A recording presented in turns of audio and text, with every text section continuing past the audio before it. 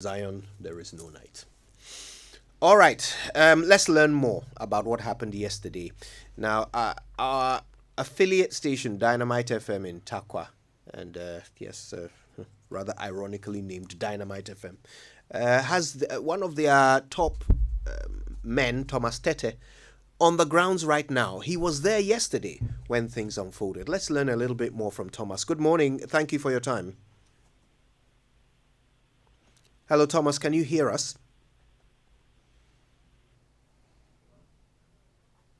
Right. We're going to try and reconnect to Thomas so that we can learn the latest. But he was on the ground yesterday. He's been trying to ascertain the impact of this explosion on the people and the livelihoods and the lives of the people of Apietse. How are they dealing with this situation? Do we have Thomas now? Okay, we're working to reconnect to Thomas. In the meantime, though, I mean, the information we've received so far that there was first an accident, and the accident involved the vehicle transporting the explosives, a motorcycle, and a third vehicle. That's what the Information Ministry's statement says. And following this accident, there was some sort of transformer or electrical installation that got damaged by the accident. There was fire, and as people started to gather closer, there was an explosion. So, Kojo, the MC, okay, Thomas is back. Yeah, Thomas is on the line now. Thomas, good morning. Good morning, Kojo. Thank you very much for speaking to us this morning. You have been there since yesterday. Yes. How are the people of Apietse reacting to what happened? This is a tragedy for the people of Apietse because the whole community has been raised down and people are homeless. They have no place to put their head. Yesterday, as a result of the explosion, a lot of them were affected, and so the NADMO officials had to speak to the Catholic parish at Bogoso so that they could release the parish hall for them to pass the night. And so last night, I was at that particular place just to see if indeed they had a place to pass the night. And the people were there with mattresses provided by the NADMO officials and others so that they could pass the night there. I spoke to some of them and they were so devastated about what happened. And for them, they have no other place to go. Most of them have lost their monies because the place is a small community and that has no savings and loans or bank there that they could even save their money there. So most of them had their monies in their rooms. And as the explosion happened, all their buildings collapsed. And so most of them are unable to even trace where exactly they could pick some of their belongings. One woman was telling me that she had gone for a loan from Fiasaman, that every Friday she settles a particular amount of that particular loan. And so this morning, she was getting ready yesterday to come and settle what she was supposed to pay. And for now that the whole place is messed up, she's wondering how she could pay her loan. And so for the people of Apietse, in fact, it's a tragedy. Kojo, it's a tragedy. The whole community has been raised down. It is made up of over 500 population. Wow. Thomas, you've been there since yesterday. Yes. And you've been speaking to the people. What have you been able to piece together about the events that led to the explosion? How did the accident happen and the subsequent explosion? Great. So this is what happened. A sprinter bus knocked a motor rider. And so as a result, the motor went under the truck that was carrying the explosives. And so as a result, the truck dragged the motorbike for some few meters. And then the truck caught fire. And so as it caught fire, there was a nearby transformer it was also touched by the fire. And so the sides of the community, bushes began burning and a whole lot. And so people in the area began taking pictures and videos of what was happening. The driver of the truck, knowing the danger this particular thing poses to the community, warned the people to move far away from the fire. But they didn't heed to the advice. So for him, he fled because he knows the danger this could bring. So after some few minutes that the people refused to, move away from the fire, there was an explosion. And so when it happened, most of the people who were affected were those who were taking the videos and the pictures, and those who were around, who were mostly affected. Right. And the interesting thing is that when the explosion happened, the truck was teared into pieces that we could not even find the door of the car or the tire of the car or the engine or whatever. Everything was torn into pieces. Now, the location where the explosion happened, it caved in, and it went so deep, between 5 to about 8 to 10 feet down. The crater where the explosion happened, right? Exactly. And so it blocked traffic. Cars that were coming from Bordia to Bogoso could not come, and vice versa. And so NADMO officials, Ghana National Fire Service, the ambulance service, police, and the other people who were around had to create a bypass. So they quickly organized excavators and backhoes and graders to come in and do that particular job to make traffic flow in the area. And so, as we speak now, all the houses are down. They have no place to sleep. Wow. Now, we are made to understand that these vehicles normally travel with a police escort. Yes. Have you learned anything about the police escort with this particular vehicle? That was not a police. There was no police escort, but I was told that the car had an escort, and I was shown of a pickup. Most of the time, the escorts are pickups. Right. Yes, and when the explosion happened, I was told that the escort, the car that was being used as an escort, it was moved from its location to a different location, and you realize that the whole windscreen is broken down and the car is mangled. So from the information I am gathering on the ground, there was an escort. Right, so there was an escorting vehicle, but the explosion blew it to a different location and it is damaged. Yes. Do you know what became of the passengers of that vehicle? That one I do not know. Nobody is able to give an account of what happened to the passengers of that particular vehicle. What can you tell us specifically about some of these, the victims, those who have lost their lives? Have you learned anything about any of them? Well, I can't say much about them because as of the time I got there, most of them had all been conveyed to the mortuary. And yesterday, I left the accident scene around 7:30 p.m. In fact, where the incident happened, when I was going, the traffic was so huge that I could not even get closer to the place. So I had to park my car at some corner somewhere and then walk for about 20 minutes before I got to the place. So after the time I got there, most of the dead bodies had been removed. But I tried finding out if people could tell us the number of people who were dead. But unfortunately, we could not get the number. But according to the municipal chief executive, about 17 of them died. Yeah. So I decided to do a check by myself.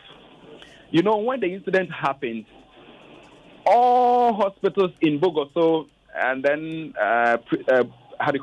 Wasekropong, they had to transport some of the people to those areas. So we had to move from hospital to hospital, trying to find out how many people were brought there. So I could do that of Bogoso.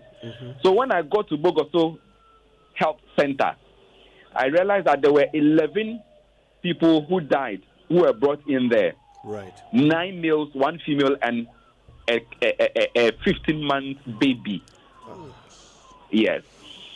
And then at Bogoso, 25 people had been discharged, treated and discharged at around 8:30 p.m. that I got there. 25 people had been discharged. 25, another 25 that were brought to the Bogoso Health Center were transferred to the Takwa Municipal Hospital for further treatment because their injuries were so severe. So that number makes about 51 there.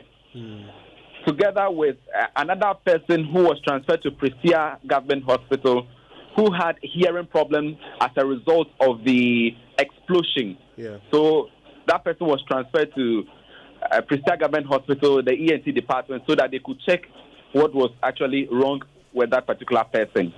So there we have 52 people now. And then I went to Aseda Hospital, also in Bogoso. 20 people were brought there. And after the time I was there around 8:15 p.m., 4 of them were still on admission and 16 had been discharged. Right. I also went to the Inner City Hospital, also in Bogoso, and I was told by the medical director, Dr. Boachi Adom, that 15 people were brought in there. When I went there, some of the people were still, numbering about 10, were still on admission, while some had been discharged. So in Bogoso alone, we could count like 85 people who were affected by the accident that were moved in there.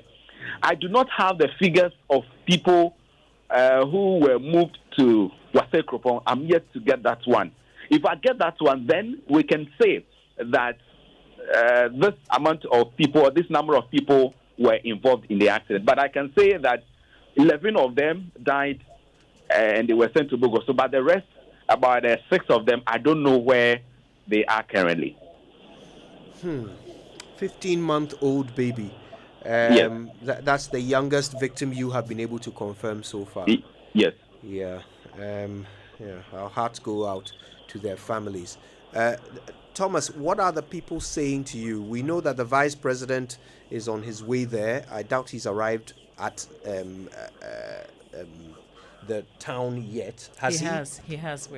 That's the information that we're getting. Right. We were informed when he landed in the Western region as to whether he has arrived in the town. Can you confirm for us, Thomas? I can't confirm for you because I have not been there. I'm now getting ready to go to Bogoso now. I'm in Takwa now. Right. And you know, I also work for Joy99.7FM. And ironically, the name of my station is an explosive item. Yes, we noted that earlier. Unfortunate irony there, but of course, who can predict such things? Yeah. All right.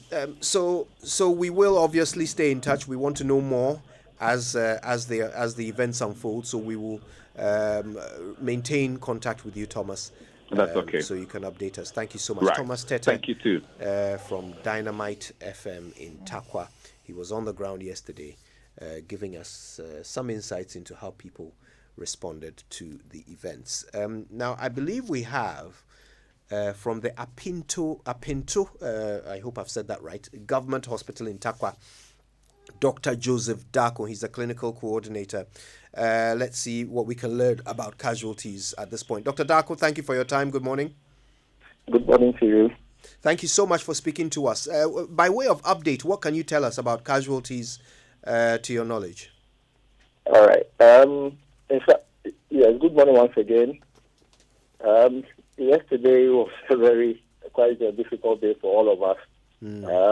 So quite a number of people were sent to the health center. We actually got to the health center to assist in sorting out the patients and also treating those who needed urgent care.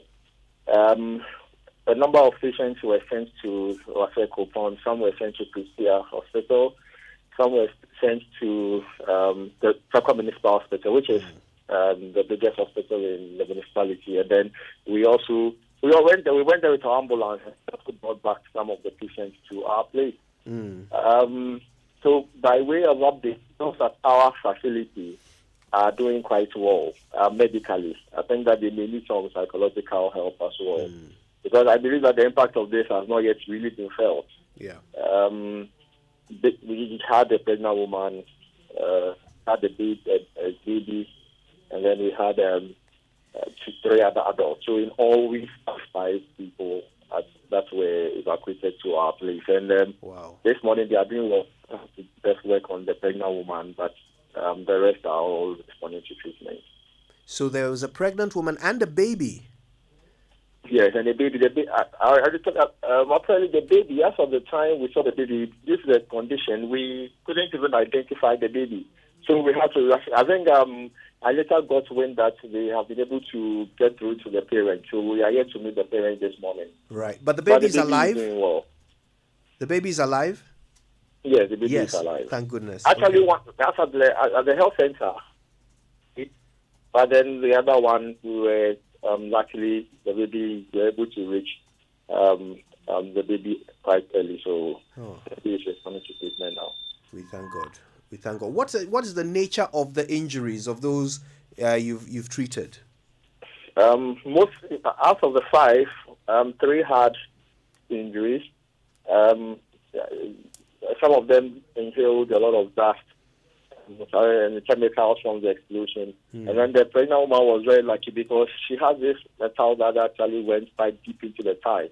She was lucky to the fact that it went to the thigh and not in the abdomen or the chest. I mean, consider have been disastrous. Then one patient was a bit disoriented, had some head injury and all that. And sadly for him, he sees 4 of his children. But as I'm saying that the psychological impact of this has not yet been felt. So he is also doing well. Of course, he is not ambulance yet, but he is well, he's alive and he's responding to treatment. And those who had chest injuries are also responding to treatment. But then at the municipal hospital, I got updated that some of them are in condition and some would have arrangements have been made to airlift some of them to Accra. Quite a number of people received transfusions and people came to donate and all that. So I think that people came to help. You've identified a need for psychological help for some of them. What's being done Definitely.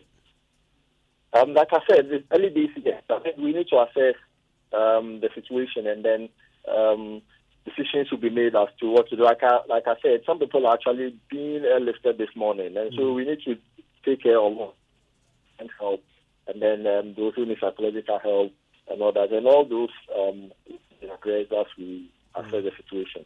As of now, we do not even know how many people lost their life for sure, because at the health center, 10 people died at the health center where we went to sort out the patients, and definitely I'm sure there will be more. But those were the people that we assessed at the health center. So the situation is still evolving, and the picture will become clearer as the days go by. Right. In terms of, I'm also concerned about those who are alive. In terms of that psychological help, what sort of resources are available to you in your district in terms of psychological care? Well, we do have some psychologists. I'm not in the position to answer what exactly the municipality or the district is planning. So, like I said, that will be communicated later. Our job right now is to attend the clinical needs of the people, those who need surgery, those who need blood, those who need tubes inserted into them and all that. Those are the things that we are doing currently. And so the details of the psychological help will be addressed later.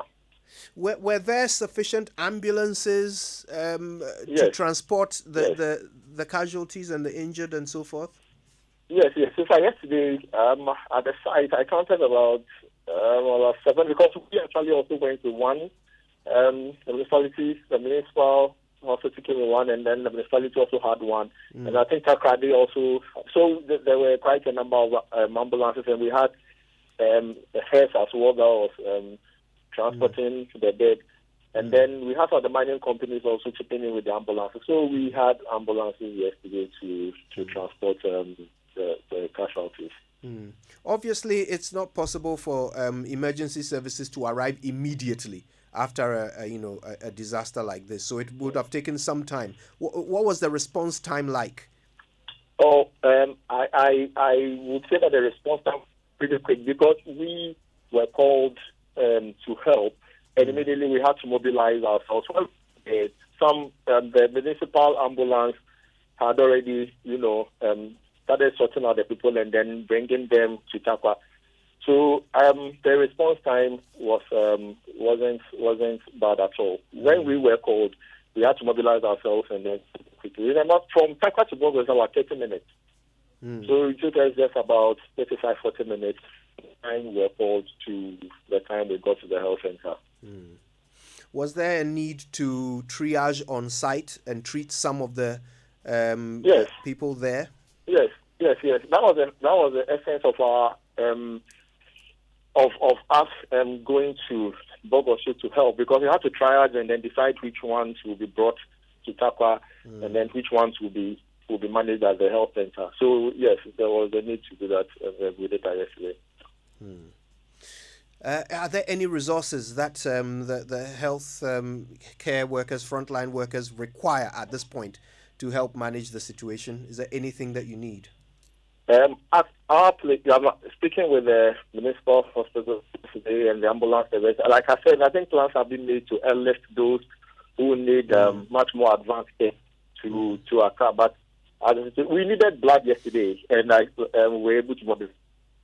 Currently, I don't think there's any serious thing that we need now that we do not have. Those that are beyond us, plans have been made to that. I want to thank you very much for bringing us up to speed. Dr. Joseph Darko is a clinical coordinator at the Apinto Government Hospital in Takwa. Bless you, Dr. Darko. Thank you.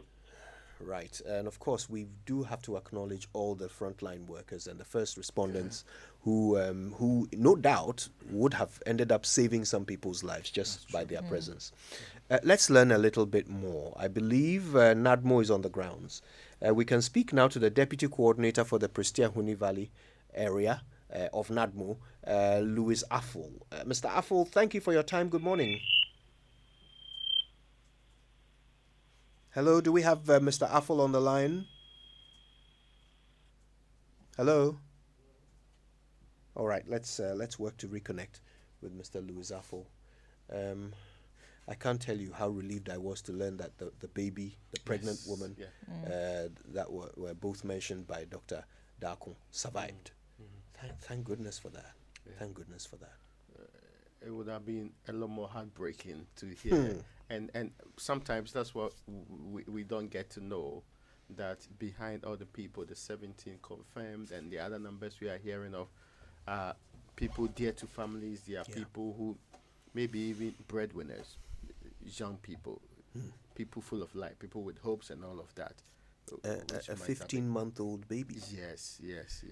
And with a future, with plans. And who has not even been reunited with the family yet. So I mean, sometimes you don't know what to say, but it's just so terrifying that you wake up one day doing the usual things you do in your town, maybe selling by the street side, maybe moving around, going to the farm. Then all of a sudden there's a blast and your life ends immediately. And what you thought you would do in the next few days, weeks, everything comes to a halt. Your family, people who depend on you, and all the things that they wanted to do, people that you're perhaps working to pay their school fees, all of them will now have to bear the brunt of an incident of this sort. And it's just so terrifying how this ends for some people, how they're going to go forward. Unfortunately, we've not been the people who have been adequately compensated for things like this. There are so many incidents in times past where, up till now, people are still chasing the pittance that we said we offer them. I hope this is different, because if we do not depart from things like this, then there's no need of having a state with national or societal cohesion required, because it is when people are most vulnerable that they need help.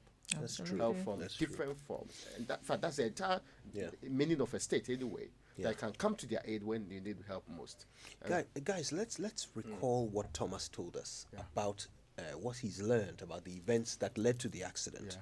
So now we get a clearer picture, don't we? Yeah. Motorbike, and was it a Ford bus that he mentioned? He Transit- mentioned a Sprinter Sprinter. bus. So that's a Ford Sprinter, isn't that what they are called? Or Sprinter? Oh, Sprinter. Sprinter, yes. Sprinter bus. A Sprinter bus and a motorbike collide. I don't know who ran into whom. Then this motorbike ends up falling under the truck. the truck conveying Carrying the the explosives. explosives. So it is dragged a few meters and it comes to rest at this transformer or electrical installation. A fire starts. And because of the electrical installation, the fire spreads quite quickly and engulfs the weeds around. Then the interesting occurrence, the driver, who knows, The content of the car.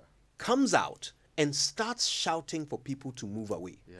But I guess a lone voice Then is people never will not enough. listen, right? Right. So he, of course, understanding the danger to himself, runs as far as he can away from Wow. the burning vehicles at this point. But people keep coming closer, and you've seen the videos. Yeah. You know the video that captured the moment of explosion. People moving towards the People vehicle. are walking. They are queuing, With their walking. phones. Are they Yes, still with their in the phones mood out, to be filming what's walking happening? towards the fire. They have no idea the content of the car. And then an explosion big enough to raise to the ground almost every building Yeah. in Apiete. That's the I don't know if you've seen the drone footage on Joy FM's Facebook page. Yeah. But the crater created by the explosion is massive. Very huge, yeah. And according to Thomas, you can't even find pieces of the truck. I don't know whether the motorbike rider was pulled away, but we understand he's named as one of the casualties. Yeah. So apparently he wasn't either not pulled away from the accident or not pulled far away enough, or maybe he died in the accident. We don't even know. But he is named as one of the casualties. So now we get a clearer picture, but it's a horrifying picture. Yeah. Let's read a couple of messages. This one says, good morning, Kujo and team. I think we should also concentrate on the bikers in this country. Biking into oncoming cars. Okay, we don't yet know whether that's what happened here. But the message continues. It's too much. There is too much of that going on. I nearly drove into a ditch recently trying to avoid one. And that's Nana writing from Spintex Road. Abochi Philip is in Keta. He says, an explosion in the western region? Hey, God save us in this country. I want to appeal to our leaders in this country. They should seek the face of God, else something strange will happen again. NADMO officials should send relief items to affected people, and they should not give it to assembly members. What happened in Keta? The same thing should not happen in the western region. This one says, good morning. Many feared dead after huge explosion. Usually scenes of this nature are not a deliberate act. Usually scenes of this nature are not caused by mere negligence, but not always. My point is that issues relating to fire should be handled by fire experts. I think Ghana Fire Service must engage in a nationwide volunteer training program to engage more people into this service in case of fire outbreaks. The volunteers will be the first port of call to control the fire before Ghana Fire Service personnel come in to put the fire out. Aaron Babakon Kokomisa is the one making this suggestion. He is in Latebio, Koshi. All right, this is the Super Morning Show on Joy 99.7 FM. And if you want to know what's happening following the Apietse explosion, this is your official station. Don't go anywhere else. It'll all unfold right before you on Joy. When we come back, we're going to the to UMAT, the University of Mines in Takwa, for some education on explosives and what could have happened in this instance. Stay with us. The impact of COVID-19 on the global economy compounded barriers for human development. The Ghana Cares Obatampa program is a blueprint. Hey! Hey! Hey! Hey! Hey! Hey!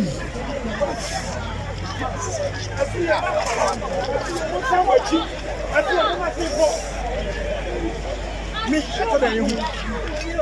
Me go pay it.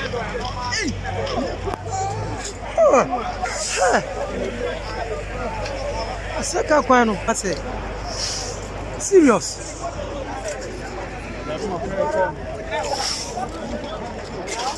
Ati kana sinki wa hana. Nesi. Kano, ijimisa hana nesi.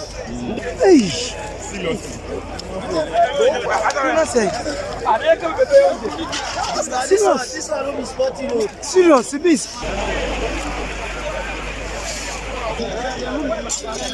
Asen we what you do ever. Hey.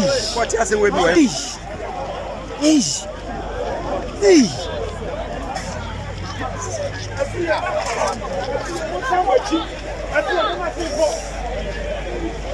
Me, what are you? Me go pay ye, me ma me hu ba kokra. Me hu ba kokra. Samo.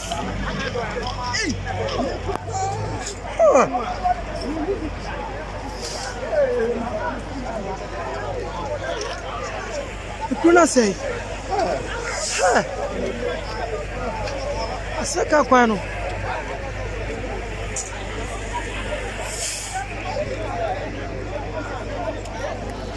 Kwano ina say. Serious. Hey. Ha. Hey. Ati kana sinki wa hana. Minimum. Wow. Ha. Amsa kana ba ta tiafra. Ina hana nesi. Kano, ijimisa hana nesi. Ndo blase na atete. Serious. Amafra na basketball kwa. Asa massive disaster. Hey. Serious. Aje wa yiro. Na fere be se se ngo je ko na je wa yiro. Atale ngo. Atale ngo je na je wa. Atale. Kuna say. Ade ka be be.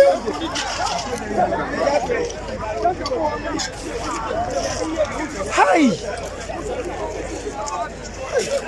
Serious. This one will be sporting. Serious, it is. Hey.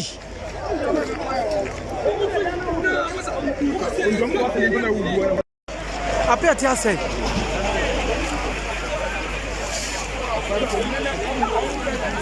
Hey. Hey. Asen we what you do ever. Hey. What asen we do ever. Masa ye dani nya say. Just ejana janto. Hey. Hey. Hey. Hey. Hey. Hey. Hey.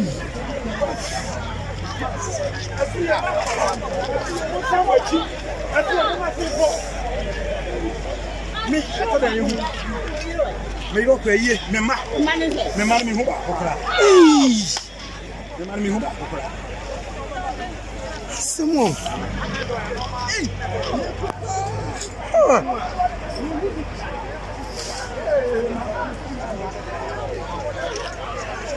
Kuna say. Asaka kwano.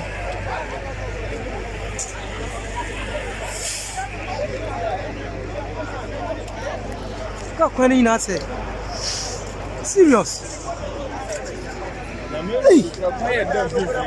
Ha. Hey.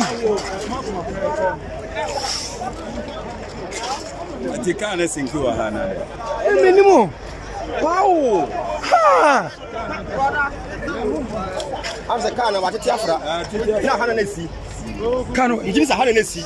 Ndo blase na atete. Serious. Amafra na basketball kwa. Asa massive disaster. Hey. Serious. Aje wa yiro. Na fere be se se ngo je ko na je wa yiro. Atale ngo. Atale ngo je na je wa. Atale. Kuna say. Ade ka be be.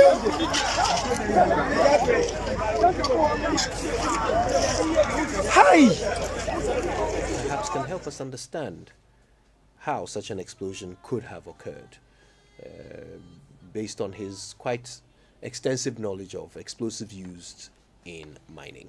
That's in a moment. But first, the UPSA Law School, in collaboration with CUTS International, is pleased to invite you to the Africa Trade Roundtable 3 under the theme The Relevance of AFTA the relevance of AFTA's competition protocols on Ghana's industrial transformation. The event will bring together experts on competition, policy and law, competition economists, academia, private sector, and civil society to share ideas on the type and form of competition policy and law that would work best for Ghana, ECOWAS, and the Pan-African Common Market under the AFTA.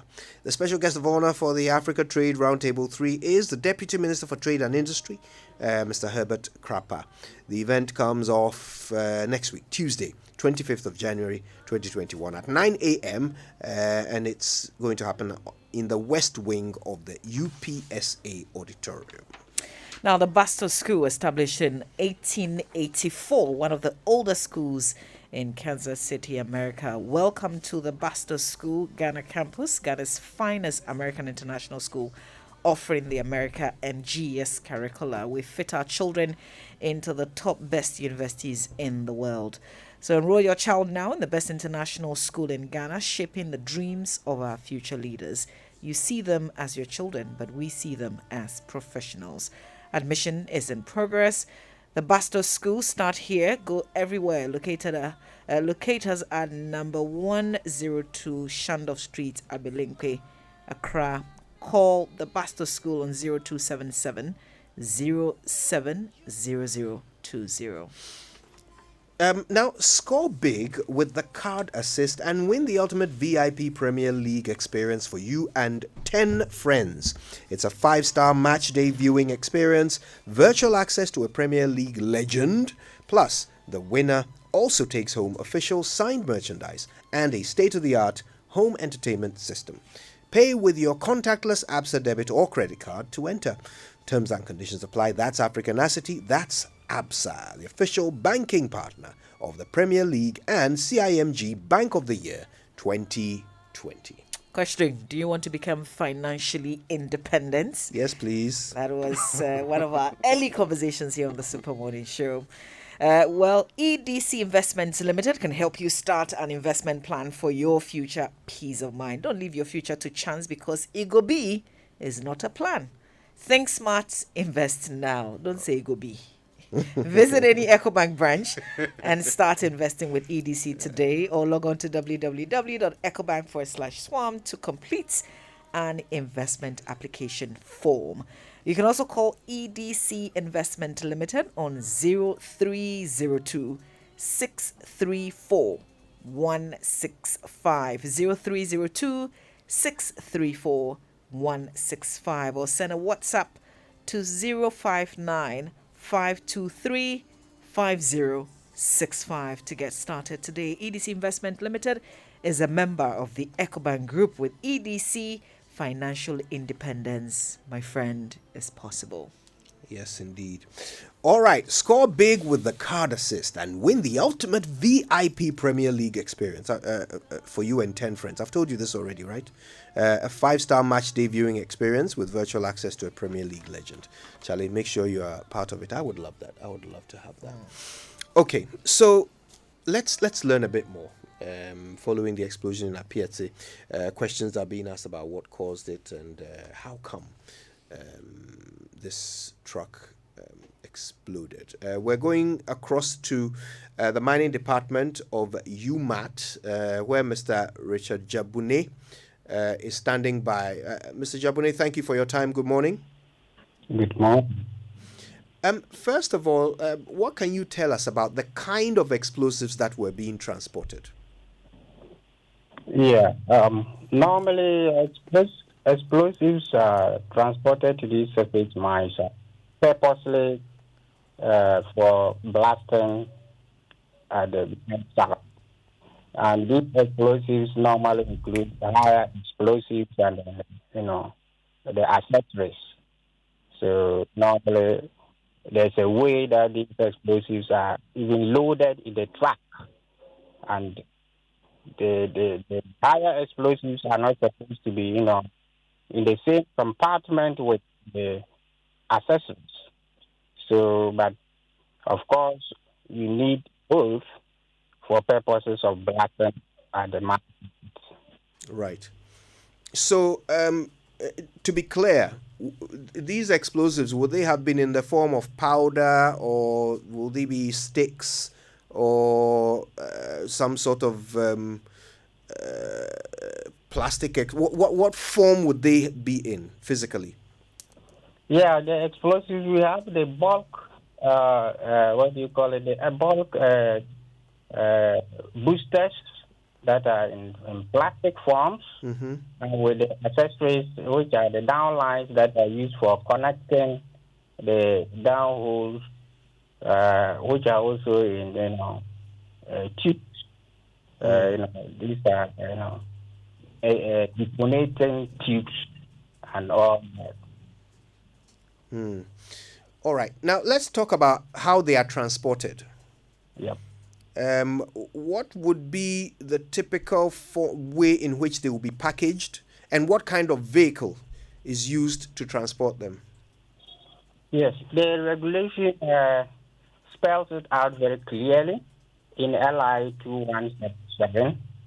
The truck, of course, must be roadworthy by law, and of course the van should be lined by metal wooding, and then, as I said, these wood linings actually separate the higher explosives from the accessories, because the idea is that once you put them together and there is a contact, we can have an explosion. So normally the accessories are transported separately in separate compartments. Right. And as I said, the truck must be first of all roadworthy, and when you are transporting, you make sure that it is visible by, actually, we have a way we label it. We have a flag, normally with the bold letter E in front and at the back as well. With your fire extinguisher, place everything, making the truck roadworthy. Right. Now, you've made an important point about how the main explosives are stored separately from the accessories. Yes. Now, the idea is that so that they won't come into contact with each other and explode. But even when stored separately, can an explosion still happen when either of them comes in contact with fire? Of course. If it comes into contact with fire, then an explosion will definitely occur. And that's why we even, the transportation puts the speed limit on even how quick the vehicle may go, even though you want for production. The vehicle cannot go beyond 60 kilometers per hour, because you want to transport your explosive as quickly as possible, because the road may not be good, there may be vibration, and you don't know what will happen. So it must be safe, and this must not really come into contact, because when there is fire, we have the explosion. Right. Now, that explosion, I don't know if you've seen the videos, but the crater that was created by the explosion is massive. And one of our colleagues on the ground says that it looks like the hole is at least 8 feet deep. How much explosive would cause how much explosive material would cause such a huge explosion that would destroy almost every building in Apiete? All right. These explosives, they work in a way that, shock waves are actually generated when the explosion takes place. And that is why when you are close to a blasting area, you feel some vibration. So these shock waves, when they are uncontrolled, in actual blasting, the vibration is controlled by what we call delays. When we are loading the holes for blasting, there's always a time interval between each detonating hole exploding before the next. Right. Some milliseconds takes place. But here is the case, it's an accident. So everything goes at once. So the shock waves that are generated so huge, and the vibration is capable of destroying anything. Because as you know, these are the very materials that we use for breaking rock. So what more the normal ground? So it's an easy thing. It's very easy for this road to be blasted or broke. Yeah. Is there no way of securing explosives in some manner of fireproof material to avoid such eventualities, so that even if there is a fire, the explosives do not come into contact with that fire? Is there no way of doing that? The only way is like you are saying, you make the explosives fireproof. But the essence of the whole thing is that we want it to explode to be able to break our rock for us. So if the fire doesn't go, then we don't really get the desired results. But of course, I can feel where you are coming from.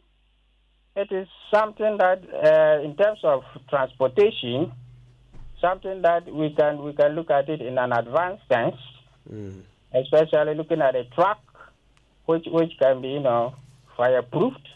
Yeah, it's something that can be looked at. But of course, the explosive itself, it will be difficult to actually make it fireproof. Right. Yeah. I want you to stay with us, Mr. Jabune. I'm sure there's a lot more we can learn from you. So stay with us while I bring in the Western Regional Minister, Mr. Kwabena Okyere-Darko-Mensah. Now, he's on the ground right now, and he joins us. Mr. Okyere-Darko-Mensah, thank you so much for your time. Thank you too. Yes, it's such a sad thing that has happened in your region. Is the Vice President on the grounds? He's on the way. He's on the way. Very well.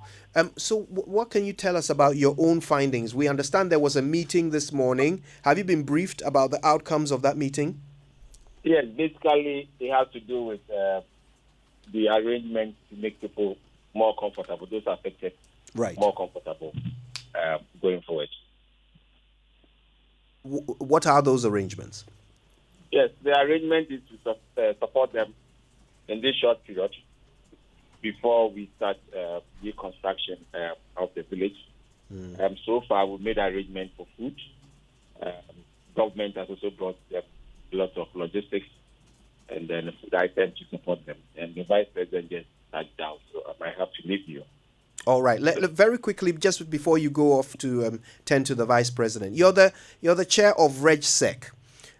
What do you know about the whether or not this truck had an escort? By law, it was supposed to have a police escort.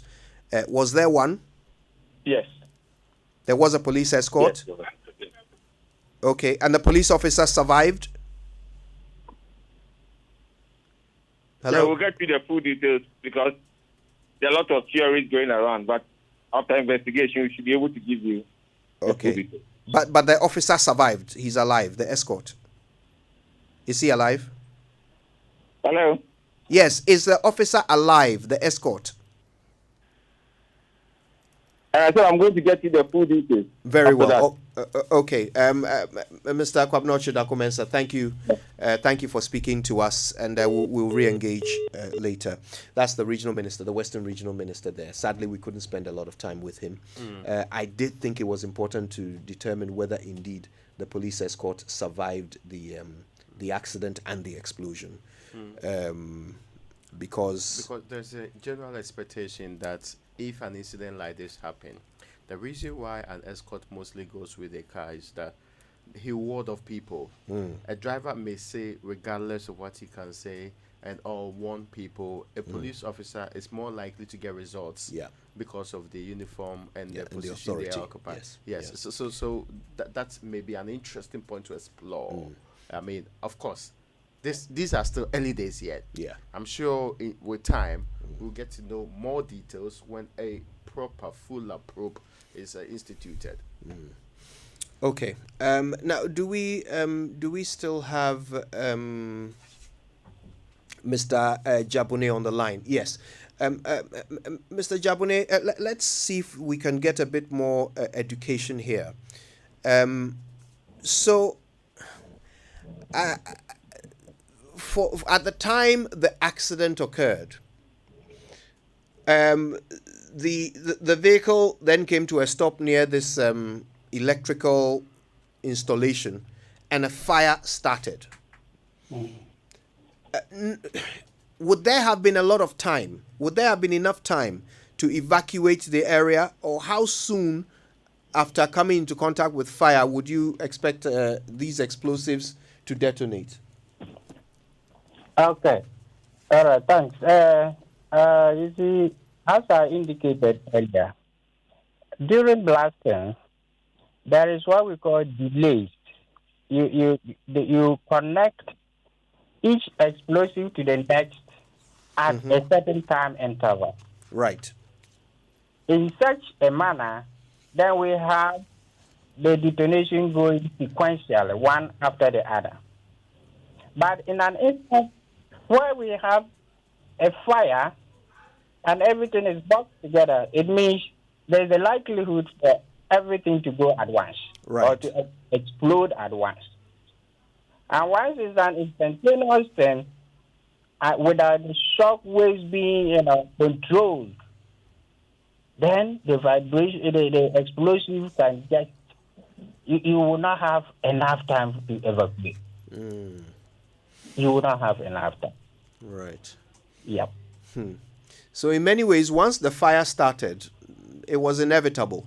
This explosion was going to happen. It was going to happen. Right. Now, you teach about these explosives at the university. What sort of people do you provide this education to? Have you ever trained drivers drivers who transport these explosives? Do you ever give them training? Yes. Before explosives can be transported, let me just give you a little background. Even right from manufacturing, the law spells it out that you must have a permit from the Chief Inspector of Mines. So the mine manager, by virtue of the fact that he's a competent person, he gives the authorization for such explosives to be purchased once they are manufactured under law. So you can then procure them, and then before you procure them, you need another license to buy. So the person needs a license to manufacture, you need a license to buy, and after getting the license to buy, you need another license to transport. So the regulation at every stage of the process, the regulation is monitoring or put into place all the necessary safety measures that are needed for the safe use of the explosive. So we train these mining engineers and even give them the background of the mining law so that they know that before you can transport an explosive, you even have to be a blastman before. When you say a blastman, it means you go through hands-on training as to how to even handle explosives in the first place. So once you go through all that, and then you are instructed to transport explosives, then we need a police escort, as we were talking about. Then you look at the roadworthiness of the vehicle. You look at the speed limit, and there's even time that we need to transport these explosives. We transport them from sunrise to sunset. Anything other than that, you need to stop and then report. So regulation is very clear. We cannot train blastmen because we don't blast here. But we train them to know all the rules and regulations that are needed. Then when you go on site, then you are given the hands-on training as to how to handle it. So when you are transporting it, you know what to do, at what speed limit. You are not stopping. Even in transporting, you are not supposed to stop. If you are stopping for whatever reason, then you must report. It's a reportable, event. Right. Yeah. Now, based on what we know about this event yesterday, if you were asked to advise on what the industry must do to avoid such a thing happening again, what specific measures must be taken for all subsequent transportation of explosives to avoid such an eventuality, what would your recommendations be? For now, I will recommend that we take the LI 2177 very seriously, because I'm sure at the end of the day, when the investigations are over, we will see that all the related issues will be connected to the provisions of the mining laws and regulations. So, in fact, we have a very explicit law. We cannot tell as of now what went wrong exactly until the investigation is complete. But I will urge that we have the regulations, we have the policies that are very explicit, and that can really help us if we follow them. Okay. Mr. Richard Jabune, thank you so much for the education. No doubt we'll have the chance to talk some more. Okay. Now, the company that was to receive the explosives, Chirano Gold Mines, Chirano Gold Mines, released a statement signed by their communications officer, Kwabena Owusu Amprechum. Do we have that statement? Yes, we do, Kojo. It says Chirano Gold Mines extends our deepest condolences and thoughts to all those who were affected by this tragic incident on the Takwa Bogoso Road. Chirano will provide support with relief items to the affected. We wish and pray for the speedy recovery of the victims. That's simply what the statement says. Okay, we're joined now on the phone by Kwabena Owusu Amprechum, who is their communications officer. Kwabena, thank you for your time. Good morning. Good morning. Yes, very sad circumstances, but we're glad you can join us with some education. Let's start from the beginning. What sort of explosives were being transported to you, and how much was there? Okay, in terms of the amount of explosives and how much was in the truck, I believe it is the Maxim, the company, that can give us the exact detail, because it supplies to other mines, and so when they are delivering, it is possible they could be delivering to many other people. For me, what I can talk about is the fact that they are our mining services provider that we get explosives from. But with us, the exact content of that car, what the exact type of explosives and others that were all entailed, I believe it's only the investigations that will be able to come out and give us the full details of what was in the car. Fair enough. How much had Chirano ordered from Maxim? Okay, so let me just explain to you how it works. We have an inventory, okay? Explosives are things we use on a daily basis. And so there's an inventory, it has a limit. When the inventory goes down, then they replenish. So for instance, if we are, this is hypothetical, we are supposed to take 10. When it goes down to a certain number, based on supply chain procedures, it triggers for the inventory to be beefed up. Okay. And so at any particular time, it's not that we are ordering this, we are ordering this. Because we use it on a daily basis, we make sure that the inventory is up to date and we get what we need when we need it. But Chirano knows how much of your inventory was on that truck that day. You keep track of that, don't you? We keep track of how much of our inventory comes in. What we keep track of is how the company obeys the regulations in transporting. So they are supposed to make sure that our inventory is filled to a particular point at any time.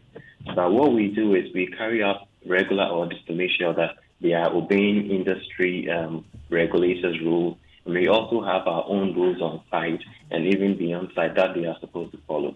For that, we are very stringent. The Minerals Commission and other regulators, they are also very stringent on that. What type of explosive was it? I will not be able to give the technical details right now. I believe Maxam will be able to give us the technical details of that of those explosives. Okay. So tell us about this company, Maxam. They are contracted to you, and are they fully certified? Do you have ways of checking to ensure that they are operating, to the law? Have you done that? Has Chirano done that? First of all, yes, they are very fully certified, and in the mining industry, things are very stringent. They cannot work without certification from the Minerals Commission and other regulatory bodies.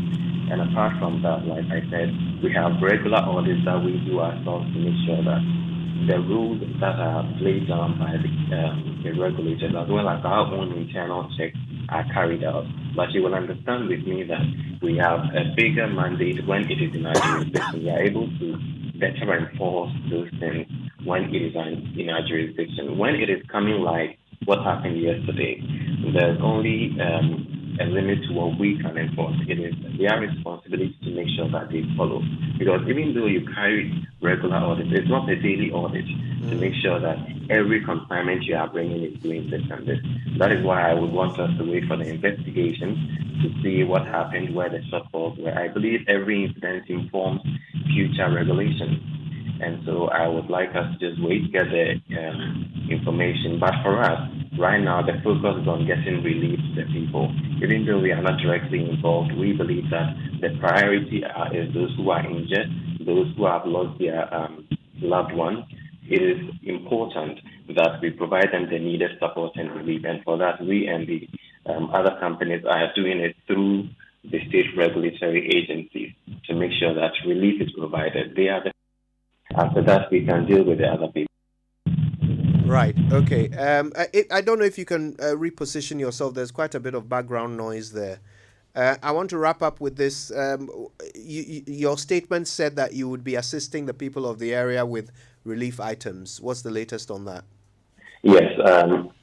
We are coordinating with NADMO, which has assessed the kind of relief that is needed.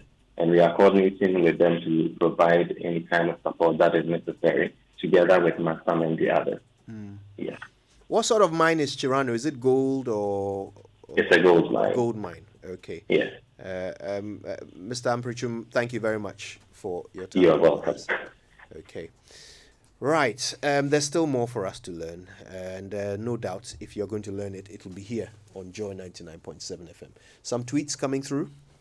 Yeah, some tweets coming through, but you keep asking about the police escort, right? If you go to myjoyonline.com, we've got this police account of events yesterday.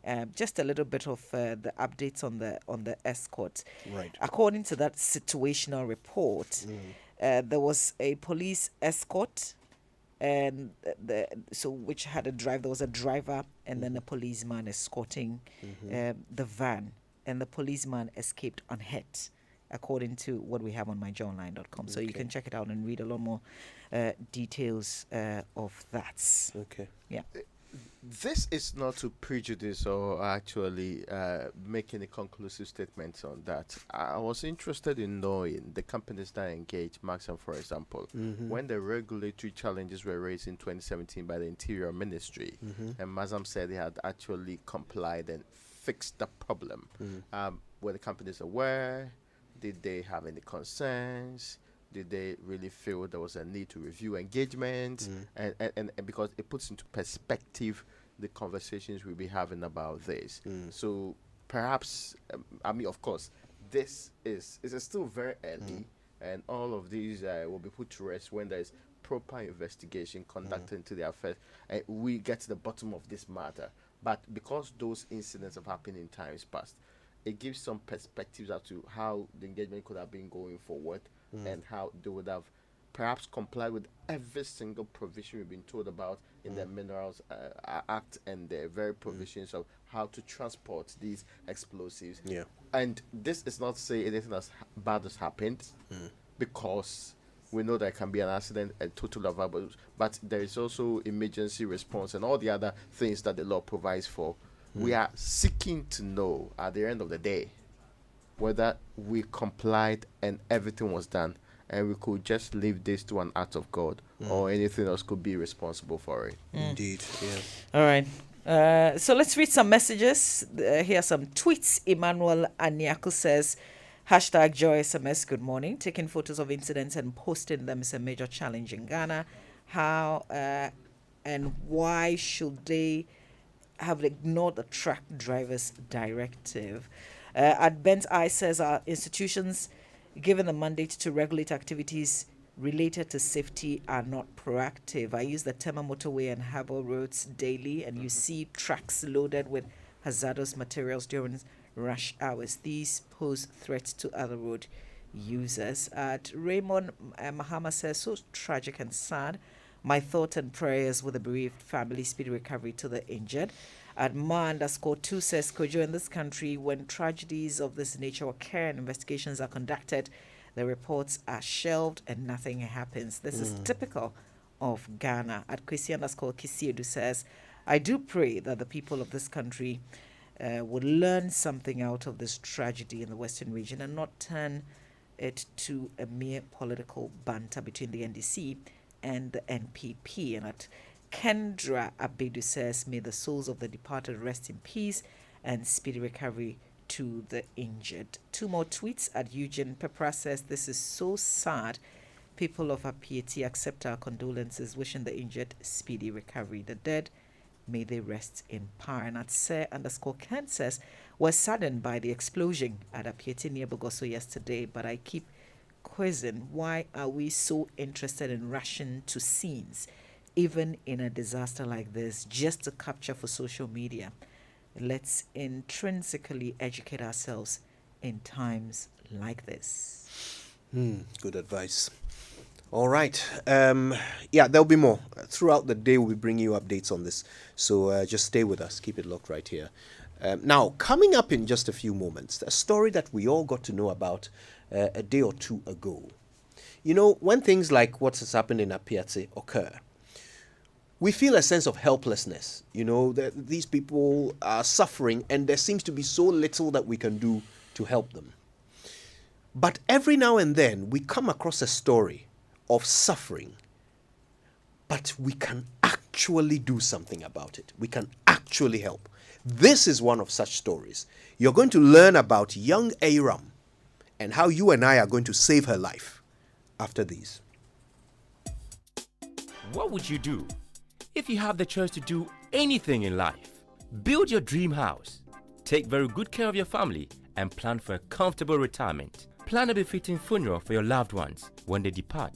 How would you live if you knew there was a friend waiting to support you on all of your life's choices? You have such a friend in Glyco Life Insurance. Glyco Life has all the plans to meet your life's needs. Your child's education, your life savings, your mortgage, funerals, redundancy, and your retirement, and takes the burden off your shoulders. So go ahead and live life to the fullest today with Glyco Life Insurance plans. And remember that all our policies are hedged against inflation. Talk to Glyco Life on 0302 218 500 or 246 142. Also visit our website at www.glycolife.com or any of our branches nationwide for more information. Glycolife, we cushion you for life. Glyco, we cushion you for life.